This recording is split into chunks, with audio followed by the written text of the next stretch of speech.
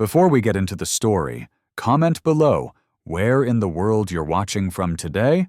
I'd love to know. And if you enjoy these kinds of stories, don't forget to like and subscribe. All right, let's jump in. It all started with the hum. Not loud, not scary, just a strange, low vibration, like the sound of a distant engine rumbling beneath your feet. Most people ignored it, thought it was a plane flying too low or maybe some nearby construction. But it didn't stop. It got stronger, louder, and then the sky turned black. One moment, everything was normal. People were eating breakfast, getting ready for work, walking dogs, arguing over bills. The next, the clouds split apart like glass shattering, and something came through. Huge, smooth shapes, darker than night, drifting silently down from the torn sky. No lights, no engines, just stillness. People pulled out their phones. Some even cheered, thought it was a show, or maybe a spaceship reveal like in the movies. Then the first building disappeared. Not collapsed, not exploded, just blinked out of existence, like someone erased it from a photo. Then another, then a block, then a city. No warnings, no messages, no signs of life from the ships. They didn't talk, they didn't explain, they just destroyed. All across the world, places that had stood for centuries were wiped away in seconds. Paris, Cairo, Sydney, all gone. The weapons we fired at them did nothing. Jets fell from the sky before they could even lock on. Missiles were fried mid-air. Every country hit panic mode, but none of it mattered. It was like trying to punch a thunderstorm. It should have ended right there. It should have been the start of extinction. But something kept us breathing. Not our technology, not our leaders. Something simpler. Humans don't quit. Not when it really matters. But something kept us breathing. Not our technology, not our leaders. Something simpler. Humans don't quit. Not when it really matters. That stubbornness, that deep, burning refusal to bow, that's what saved us from total collapse in the first wave. Not strength, not skill, just raw, irrational defiance. We didn't know what they wanted. Not for a long time. The ships never spoke, never broadcast a message, never showed a face. They didn't land and demand surrender. They didn't ask for our planet, our water, our resources. They just erased, methodically, silently, a perfect storm of destruction wrapped in shadow. But there was one thing we learned quickly, even without understanding them. They weren't going to stop. Not until we were gone. That was the price hanging over our heads. The stakes weren't land or politics or pride. It was extinction. Total, cold, clinical erasure. Not even ruins left behind. Just gaps where cities used to be. Emptiness. Holes in the earth that no one could explain except to say, they were here, now they're not. If we didn't fight back, if someone, anyone, didn't figure out how to hurt them, we wouldn't be remembered. We wouldn't even be mourned. We'd be forgotten, like we never existed in the first place. That realization hit people at different times. For some, it came when they saw the first city fall on the news, their eyes wide and blank, their coffee still warm in their hands. For others, it was when they tried to call a loved one and only got silence, not even a ring, just empty space. But for a few, it clicked the moment the sky cracked open. Some people run toward fire instead of away from it. That's how the resistance was born. Not out of order, but out of chaos. Not from generals in bunkers, but from truck drivers, farmers, ex-soldiers, old mechanics who still remembered how to weld a tank shut with a coat hanger. The kind of people who didn't wait for someone to tell them what to do. They just did it. And at the heart of that early fire, before there were uniforms, before there were strategies, was one man. His name was Commander Dorian Creed. But most people didn't know that name yet. Not then. Not when the first waves hit. Back then, he was just a ghost, a former warship captain who had disappeared from service 5 years before the sky tore open.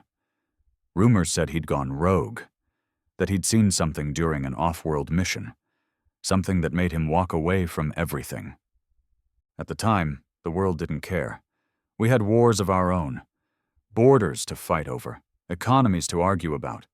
Who cared if one broken soldier dropped off the grid? But Dorian Creed wasn't dead. He wasn't lost. He was waiting, preparing, for something no one believed would ever happen. The invaders had underestimated humanity in 1,000 ways, but that was their biggest mistake. They thought we were just a planet of soft creatures clinging to a rock. They didn't see what we could be when we knew we were going to die. Creed had known. Somehow, long before the ships appeared.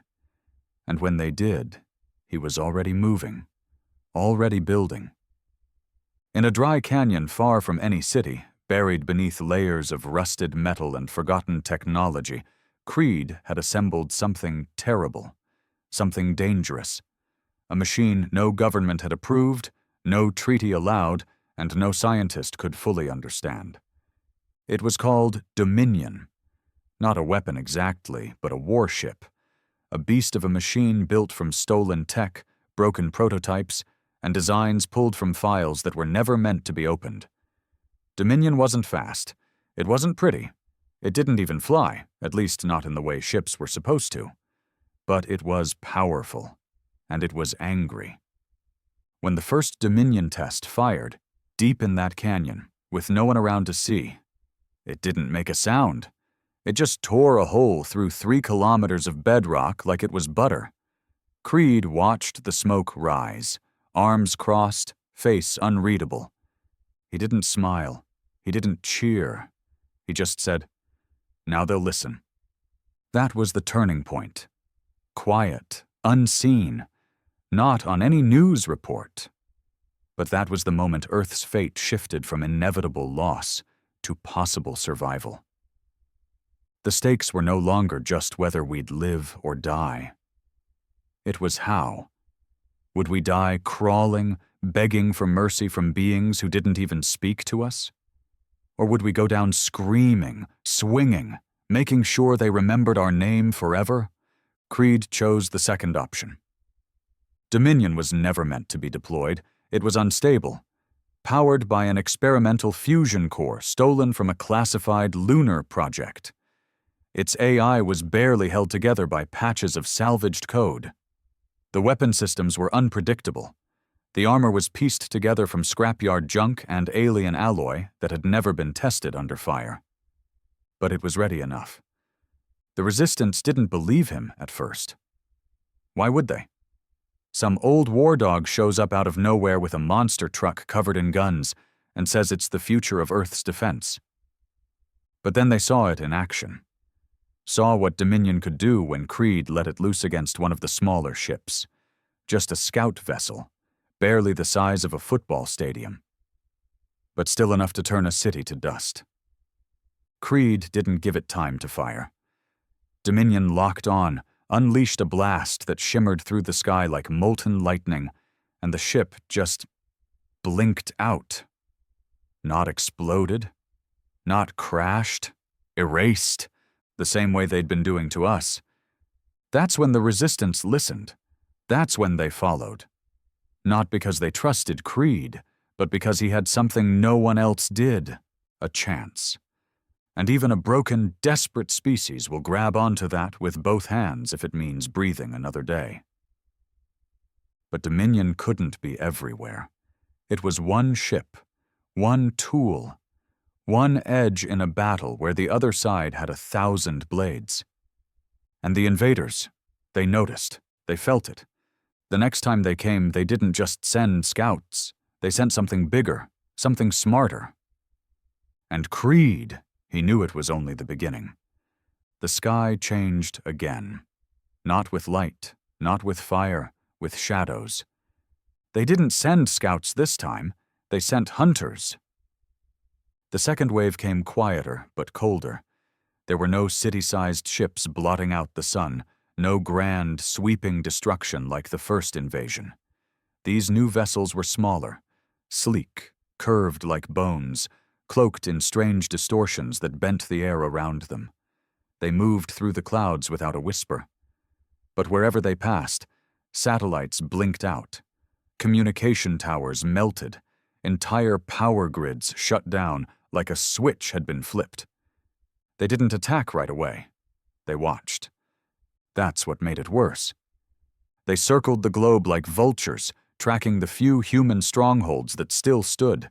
They scanned bunkers, military bases, even refugee zones, not firing, not speaking, just observing. It was a message. They knew we had fought back.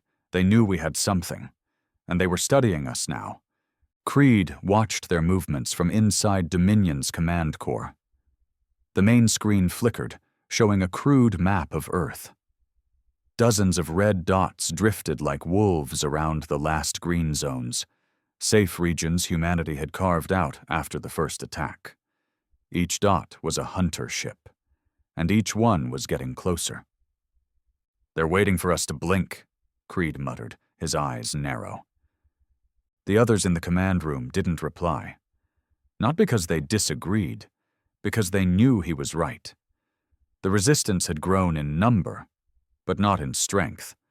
Every survivor with a gun had joined the cause, but most didn't know how to shoot straight.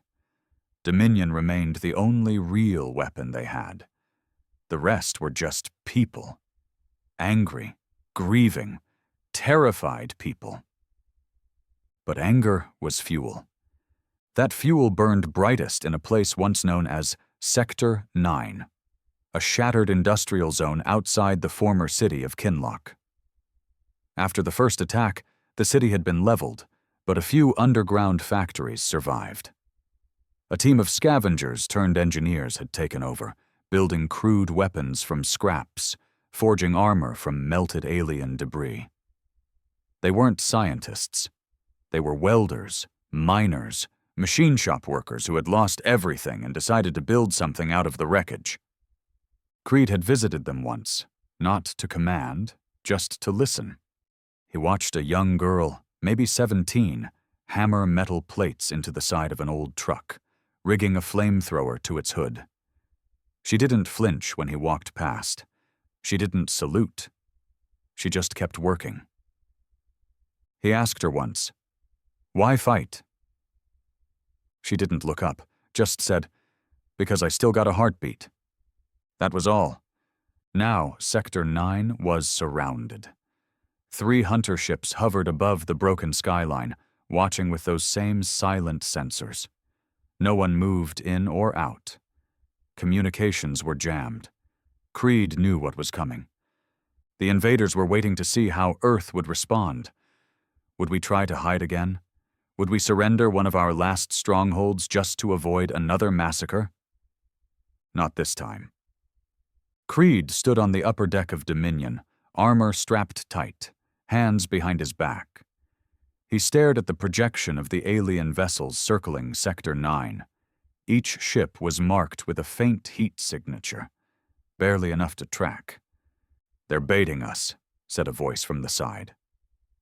Lieutenant Vex, a former deep-orbit fighter pilot who had joined the Resistance after losing her squadron in the first assault. "They want Dominion. They're hoping we'll bring it to them." Creed nodded. "Then we'll give them what they want." Silence fell. Even Vex raised an eyebrow. "You're serious?" she asked. "You want to fly straight into a trap?" "No," Creed replied. "I want to sprung it." Preparations were made quickly. Dominion was slow but not stupid. Its hull was layered with reactive plating, each sheet pulsing with faint energy pulled from an old alien shield core, salvaged during a border skirmish. Its weapons weren't conventional. There were no cannons or turrets, just 2 forward rails loaded with destabilizer rounds capable of collapsing a building with a single hit. It was the hammer. But Creed wasn't planning to swing blindly. He had a new plan, one built from desperation and brilliance, a ground incursion synced with Dominion's arrival. While the hunter ships circled above Sector 9, a small strike team would move below. Through the tunnels, through the sewers, old smuggling routes, forgotten escape paths. Most of them hadn't been used in decades, but they were still there. Creed's team would enter the zone from beneath, not to evacuate, but to light the sky on fire. As Dominion drew their attention above, the team would plant magnetic fusion charges directly below the enemy ships. The goal wasn't to destroy them entirely, not yet. The goal was to weaken their gravitational anchors, to drop them. A ship that couldn't fly couldn't fight. A ship that fell into a human city became a coffin. It was risky, beyond risky. But it was the only way to show the invaders something they still hadn't learned. We weren't afraid of pain anymore. We weren't fighting to win. We were fighting to hurt them back. When Dominion roared into the sky, every resistance outpost tuned in. It wasn't stealthy. It wasn't subtle. It was a thunderclap. The old warship rose through the clouds like a beast crawling out of hell, its engines burning a furious red against the night. The hunter ships responded instantly. They moved like insects, sleek and fast, scattering to encircle the threat. They didn't fire at first. They wanted to analyze, to study. Creed didn't give them time. "Targeting anchor points," he called out. "Initiate pulse lock, now." The sky crackled. Dominion's forward rails hissed with energy. And just as the hunter ships adjusted position, just as they thought they understood its limits, the ground beneath them exploded. 6 magnetic charges blew in perfect sync. A chain reaction of shockwaves surged upward from the streets, shattering concrete, bending steel, and ripping the gravity coils off the belly of the ships above. The hunter crafts jerked in the air like puppets with their strings cut. 2 of them managed to stabilize, barely. The third wasn't so lucky. It dropped like a stone. The people of Sector 9 watched as the alien ship crashed into their city, folding in on itself like paper, sending a wave of fire and smoke through the ruins. They didn't run. They didn't cheer. They charged. Every scavenger, every fighter, every survivor who still had breath left poured into the wreckage with blades, guns, and fire in their eyes. The first retaliation had begun. And high above, in Dominion's command chamber, Creed watched the flames rise through the clouds.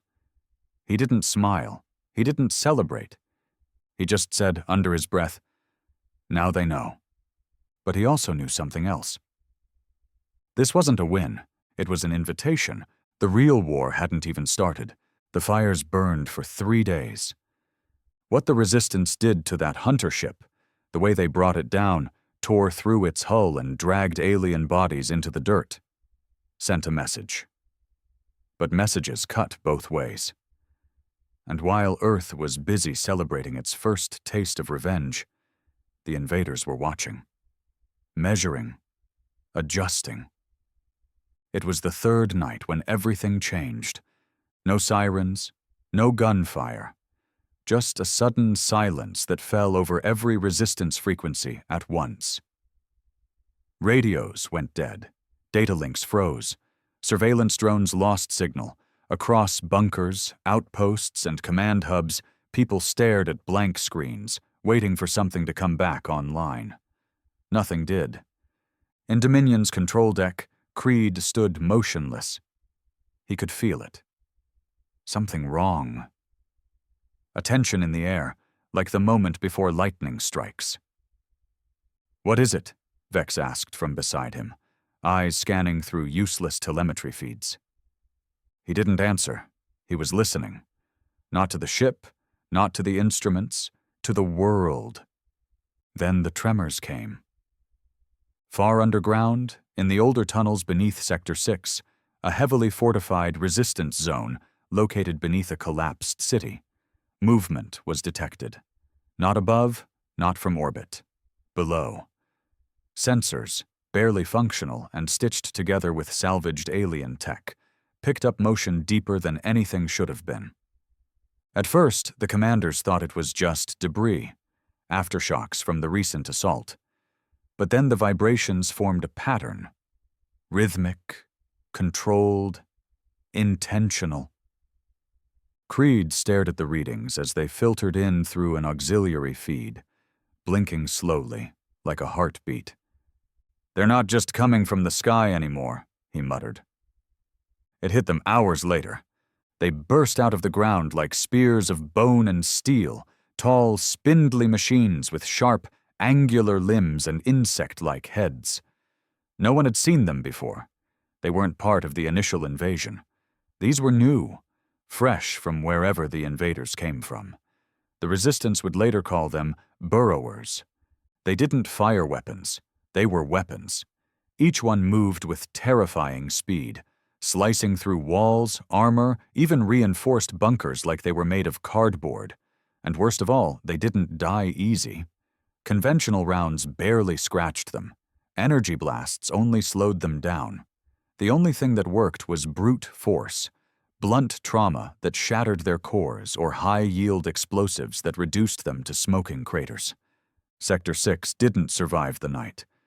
By morning, over 4,000 were dead. Not soldiers, families, engineers, kids. The burrowers weren't targeting military assets. They were hunting humanity's future. The thinkers, the builders, the quiet minds who could have helped win the war. Creed saw the satellite images the next morning. What was left of the base, the tunnels, the people. He didn't say a word, not for a full 5 minutes. And when he finally spoke, it wasn't loud. It was a whisper. "They've evolved."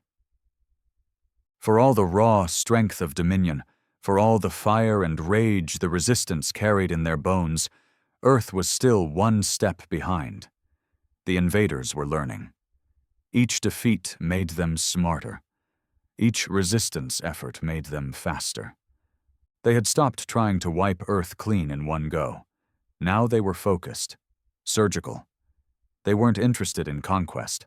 They wanted elimination, erasure from the root. And that meant every move from now on had to count. There could be no wasted efforts, no reckless assaults. The first retaliation had worked because it caught the enemy off guard. That wouldn't happen again. In the following weeks, Earth fell into a grim rhythm. Sleep, fight, repair, repeat. Small victories were measured not in cities saved, but in hours bought. Hours to gather intel, hours to upgrade weapons, hours to prepare for whatever came next. Creed called a summit, one of the first since the war began. Leaders from every resistance zone, scattered across the planet, joined via secure link. Some appeared on cracked monitors from bunker walls. Others patched in through voice-only feeds, hiding in mountains, ruins, underground trains. All of them looked exhausted, but all of them were still breathing. "Retaliation worked," Creed began, his voice flat. "But it cost us, and the enemy has responded. They're digging now. They're inside the planet." Murmurs, shock, swears. "They've started adapting to our strengths," Creed continued. "Dominion can't be in two places at once, and they know that.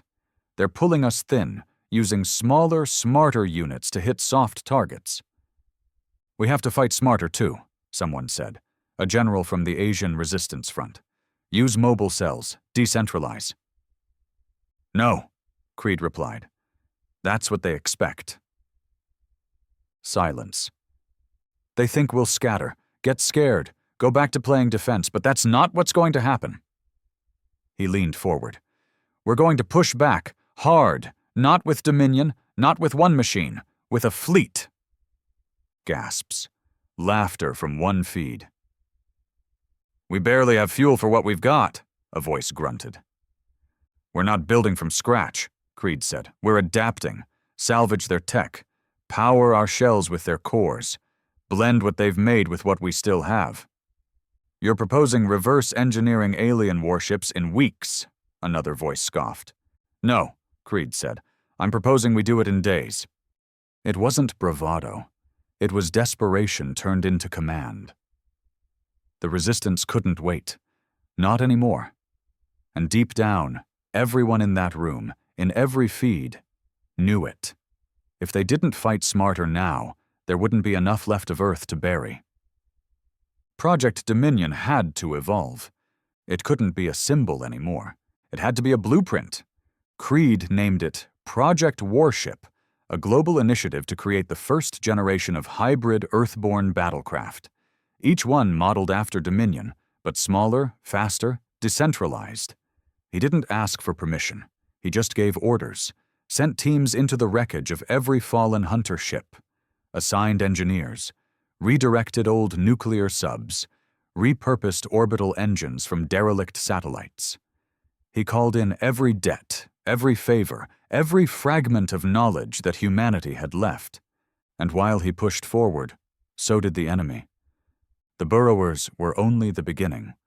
In the far reaches of the atmosphere, satellites caught glimpses of something else, something new. Long, thin shapes drifting above the stratosphere. Not ships, not drones, more like organisms, living machines, moving in patterns, breathing, watching. Creed stood alone at the edge of a cliff one night, staring at the sky. Above him, the stars pulsed dimly, barely visible through the haze of dust and smoke that now hung in the atmosphere like a scar. "We're not fighting an army," he whispered. "We're fighting an ecosystem." And ecosystems didn't retreat. They spread. The hangars smelled like oil, smoke, and electricity. In the heart of an abandoned mining facility buried under the Arctic ice, welders worked around the clock. Sparks flew.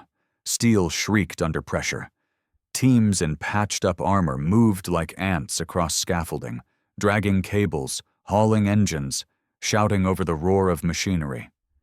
There was no time for rest. No time for breaks. Only building. This was the first sight of Project Warship. It wasn't much. Not yet. But Creed didn't need perfection. He needed function. The alien tech they'd salvaged from the downed hunter ships had been volatile. Some pieces burned straight through containment foam. Others disintegrated into dust when touched by human tools. But buried beneath that danger was power. Real power. Power that didn't belong to Earth, but could still be shaped by its hands. The first prototype was a mess. A twisted hull of blackened metal and scorched wiring barely held together by bolted plates and prayer.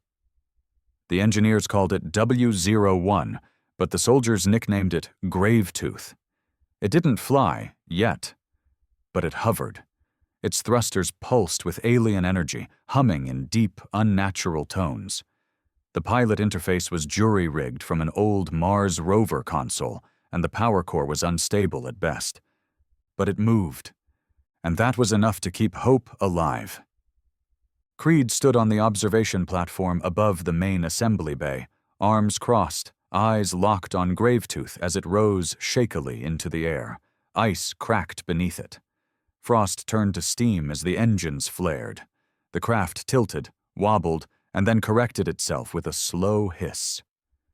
Below, the tech crews cheered. But Creed didn't smile. 3 minutes until the heat spikes, muttered Vex beside him, reading from a tablet connected to the monitoring feed. If the coolant loop doesn't stabilize, it will, Creed said quietly. It has to. And it did. Barely. The test ended with Gravetooth lowering back to the ground in a shaky descent, one stabilizer sparking, the nose slamming gently into the snow-covered landing pad. It wasn't elegant, but it survived. It was progress. That night, Creed met with the engineering leads in a makeshift briefing room carved from an old cargo bay. The walls were covered with schematics, half of them scrawled in marker, the other half printed from hacked alien databases. No one sat comfortably. Every chair squeaked. Every desk shook when someone leaned too hard. But they all listened. "We've got 5 cores," said Sarah Andel, the project's lead systems engineer.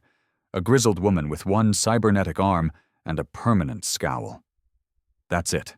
No backups, no spares, 5 alien reactors that didn't melt the moment we touched them. "And that's supposed to get us how many ships?" asked one of the technicians. Sarah didn't blink.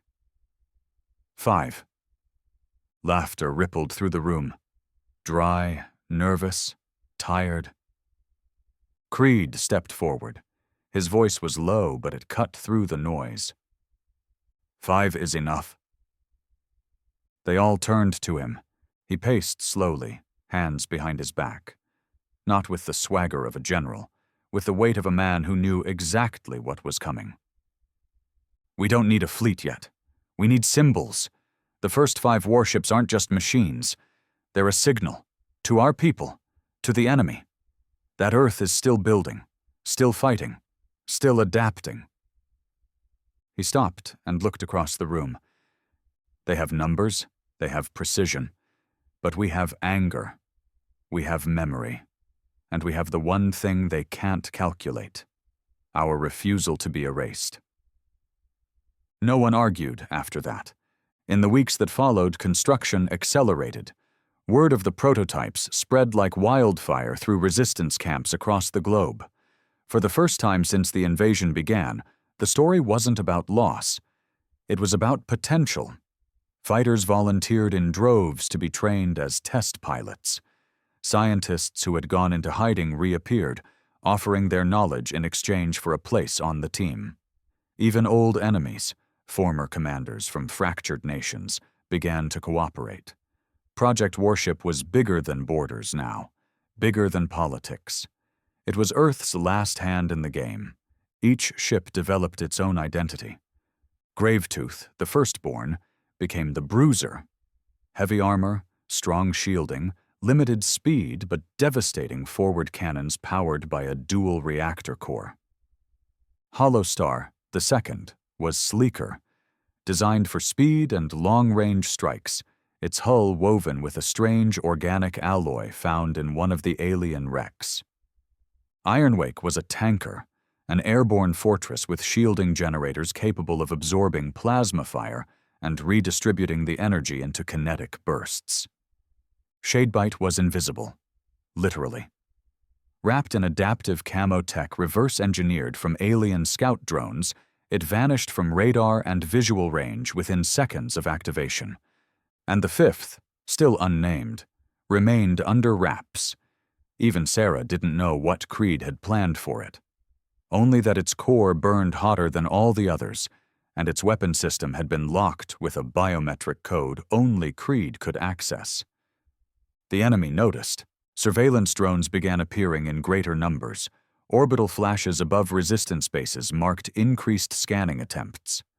One by one, safe zones began experiencing electromagnetic disruptions, short, sharp pulses that fried systems and disabled comms for seconds at a time. The invaders weren't attacking. They were probing. They wanted to know what Earth was building. But Project Warship didn't stop. Creed kept pushing. He knew the window was closing. In the black silence beyond Earth's orbit, hidden behind shattered satellites and drifting debris, the alien fleet was changing, adapting. New signatures were detected, massive ones, larger than anything they'd sent before. Structures, perhaps. Carriers, or worse. Factories. Machines that could build new weapons in real time, adjusting them to counter human resistance as it developed. If Earth didn't act soon, it wouldn't matter how many warships they built. The enemy would simply outpace them. So Creed accelerated the timeline. Gravetooth launched first. Its trial mission, escort a convoy of supply ships through a dead zone crawling with scout drones. Most people didn't think it would make it back, but it did. And it brought back pieces, wreckage, drones ripped apart, data cores extracted. One even had human fingerprints burned into its hull, proof that someone down there fought it hand to hand. That story went viral across the resistance network. It didn't matter if it was true. It felt true, and that was enough to light another fire. But Creed wasn't satisfied. The 5 ships weren't enough. Not yet. Not for what he had planned. He stood on the edge of the launch deck one morning, wind whipping through the open blast doors as Holostar powered up beside him. Pilots ran pre-checks. Engineers shouted last-minute adjustments. The air shimmered with the pressure of history being rewritten in real time. Vex walked up behind him, a cup of coffee in one hand, a fresh scar across her jaw. "We ready?" she asked. Creed didn't look at her. "No." A beat of silence. "But we're going anyway." And deep in the black, where Earth's old satellites still floated in pieces and strange shadows danced between the stars, the enemy stirred. They had seen Gravetooth. They had heard the pulse of Earth's new heart. And now, they were coming. The sky didn't break this time. It peeled open slowly, like it knew we were watching. The rift above Earth's atmosphere wasn't torn by force, but unraveled, deliberately, calmly. A vast, spiraling maw of violet light, widening like an eye, stared down at the planet below. They had returned. Not as shadows, not as whispers, but as an empire. Dozens of capital ships emerged, each one larger than cities, their hulls covered in living metal that shimmered with patterns like breathing skin. Smaller craft poured out from them like locusts, forming perfect attack formations, synchronized by a will no human could hear, but all could feel. And behind them, far behind, it came. A single ship, wider than the moon when seen from orbit. It didn't fly. It descended, slow and terrifying, dragging clouds behind it in a spiral of thunder and fire. Humanity never gave it a name. There was no point. It wasn't a ship. It was a sentence. From the launch deck of the Arctic hangar, the 5 warships of Earth stood ready. Creed stood in front of them, helmet under his arm, the wind howling around him. Soldiers lined the walkways above. Civilians peered through frost-covered windows. Engineers watched with shaking hands as the fruits of their desperation came to life. Each warship hummed with energy. Gravetooth's cannons rotated in slow, deliberate arcs. Holostar floated just off the ground, its light-framed hull pulsing like a heartbeat. Shadebite shimmered in and out of visibility. Ironwake stood like a steel mountain, shield generators humming like distant thunder. And the 5th, unnamed, waited silently. Its dark hull was smooth and featureless, pulsing with a dull crimson glow. No one had seen it move yet. Creed turned to the command team. "Launch!" The word echoed. Engines roared. Hangar walls shook. Ice fractured beneath the heat. The warships rose, one by one, climbing into the sky like titans waking from a long slumber. Civilians cheered, some with tears frozen on their cheeks. Others just whispered prayers. The second Earth strike had begun. The first wave met them in orbit. Swarms of alien fighters darted through the black like hornets, fast, deadly, silent. Gravetooth was the first to fire. Its dual cannons lit up space with twin arcs of plasma, each blast vaporizing a path through the swarm. Holostar spun behind it, unleashing flares and interceptors, carving a trail through enemy formations like a sword through silk. Ironwake's shields flared against the barrage, absorbing impact after impact before releasing it in a devastating shockwave that tore 6 enemy ships apart. Shadebite vanished, then reappeared behind the enemy lines, cutting through them like a ghost with teeth. Earth wasn't defending anymore, it was hunting. But it wasn't enough. The capital ships began to open fire.